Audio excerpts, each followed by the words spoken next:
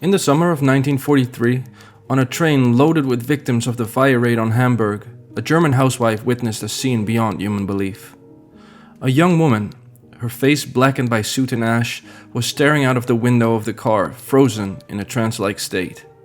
Resting on her knees was a small suitcase. Another woman who had lost all her belongings turned to her and commented coldly, "Well, at least you managed to save something. You've been luckier than some of us, haven't you?" The woman said, "Yes, she had.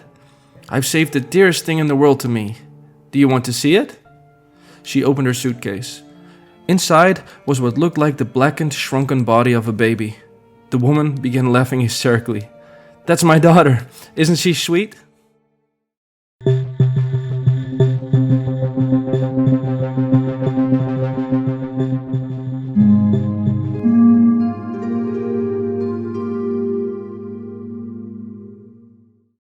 On June 10, 1943, the European air war entered a new phase. It was the official beginning of the combined bomber offensive, codenamed Pointblank. Pointblank featured round-the-clock Anglo-American bombing with the goal to pave the way for the Great Invasion that was scheduled for May 1944. The most important target of the Pointblank directive? The Luftwaffe, as well as the industries that provided them with aircrafts. Only then, when the German Air Force posed no threat for the invasion of northern France, could the Allied bombers target the other vital industries. Arthur Harris, the bomber commander of the RAF, had other plans in which he strongly believed. He thought that his city-busting campaign, which he was applauded for, would crush the morale of the German civilians and cause a popular uprising, so the Allies could avoid putting boots on the ground. He was so sure of his vision that he virtually ignored the point-blank directive and guided the bombers to German cities where they dropped their deadly cargo, time after time after time. Ira Eaker, the US bomber commander in Northern Europe, was enthusiastic about the new directive. He strongly believed in the pre-war ideas of Billy Mitchell. We addressed this topic in part 1 of our documentary. Click here to watch it if you would like to know more on that matter. At the end of this video, we'll need you, the viewer, to answer a question which is crucial for the future and identity of our channel.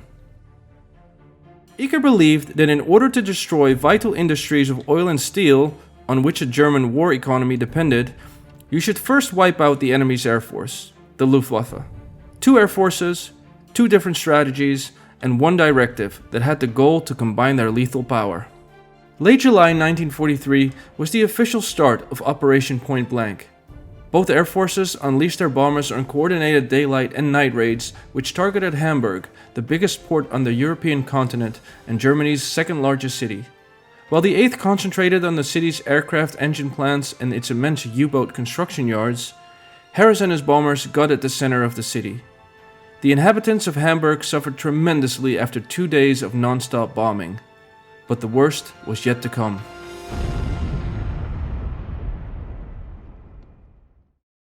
July 27 of the year 1943 was a beautiful summer night in Hamburg. The city was quiet, no flak, no sirens.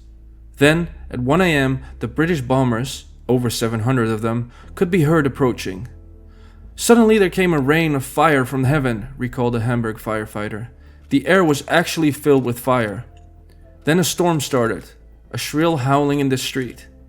It grew into a hurricane so that we had to abandon all hope of fighting the fire. Within 20 minutes after the night raid began, a column of heated air rose more than 2.5 miles into the night sky. Superheated air raced through the city at speeds in excess of 150 miles per hour. Many people sought refuge in air raid shelters where thousands suffocated as the ferocious fire sucked the oxygen out of the atmosphere.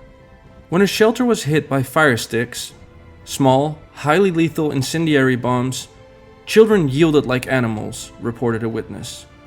"One woman next to me took a knife and cut her child's wrists. Then she cut her own and slipped down on her, calling out, 'Darling, my darling, we shall soon see Daddy now.' The fortunate were those who jumped into the canals and waterways and remained swimming or standing up to their necks in water for hours until the heat died down." Later that night, the oily water in the industrial canals caught fire and people trapped there became insane, said one witness. After the final RAF attack on August 2nd, relief workers were called in to clear the streets, littered with charred corpses.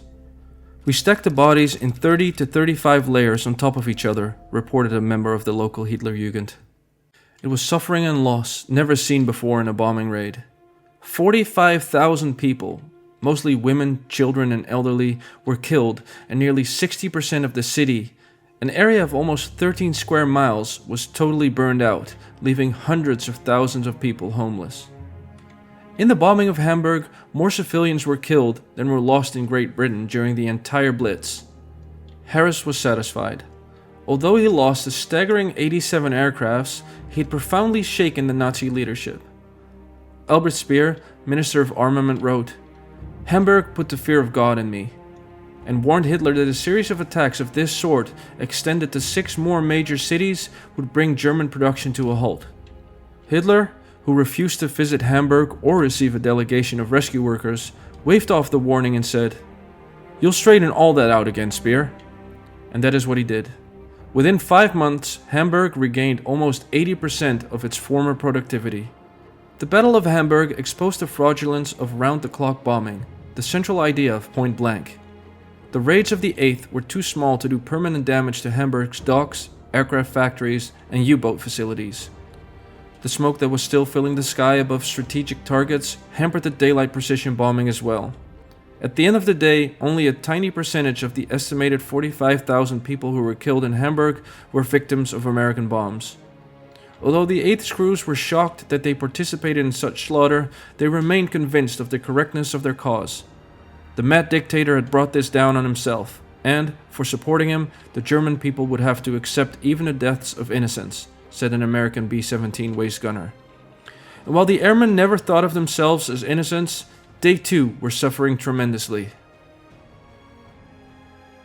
We're currently a more or less one-dimensional channel which produces a documentary based on the 8th Army Air Corps during the Second World War. We feel blessed and appreciated by your kind words, and therefore we will keep making more parts.